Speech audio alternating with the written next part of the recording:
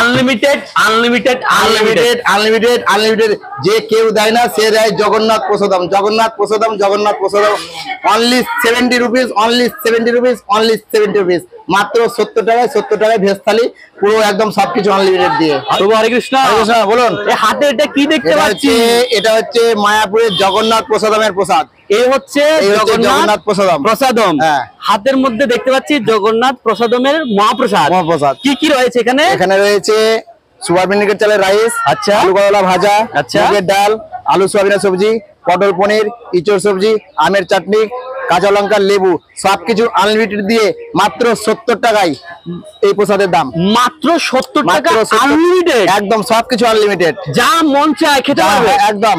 আচ্ছা প্রভু, আপনার নামটা প্রথমে? আমার নাম হচ্ছে সিদ্ধার্থ দাস। আচ্ছা, তো জগন্নাথ প্রসাদমের প্রসাদ খেতে হলে কোথায় কখন কিভাবে আসতে হবে? আচ্ছা, জগন্নাথ প্রসাদের প্রসাদ খেতে গেলে এই যে আমাদের বড় মন্দিরের 4 নম্বর গেট থেকে একটু 2 মিনিট হাঁটা পর তার পাশে আছে আমাদের কমিউনিটি হসপিটাল। এই যে আমাদের ইসকনের হসপিটাল, এই হসপিটালের পাশে হচ্ছে জগন্নাথ প্রসাদম। 4টা ভাষাতে লেখা আছে, বাংলা, হিন্দি, ইংলিশ, উড়িয়া, এই 4 ভাষাতে লেখা আছে জগন্নাথ প্রসাদম। এই থালির দাম হচ্ছে মাত্র 70 টাকায় 70 টাকা। আচ্ছা প্রভু, জগন্নাথ প্রসাদম তো এখন ভাইরাল, অনেক লোকজন আপনাদেরকে ভালোবাসা দিচ্ছে, কেমন লাগছে? খুব ভালো, আমি আগে থেকেই ভাইরাল। আমি এখানে 9 বছর 9.5 বছর থেকে আমার ফার্স্ট দোকান এটা। এই লাইনে যতগুলো খাবারের দোকান আমার ফার্স্ট, আমি সব থেকে আগে থেকেই এখানে আছি। আচ্ছা ব্যাস। আর এই সাদা অন্নের থালি ছাড়া জগন্নাথ প্রসাদমে আর কি কি পাওয়া যায়? আর হচ্ছে সন্ধ্যাবেলাতে ভেজ বিরিয়ানি হয়, ফুল প্লেট 100 টাকা, হাফ প্লেট 50 টাকা।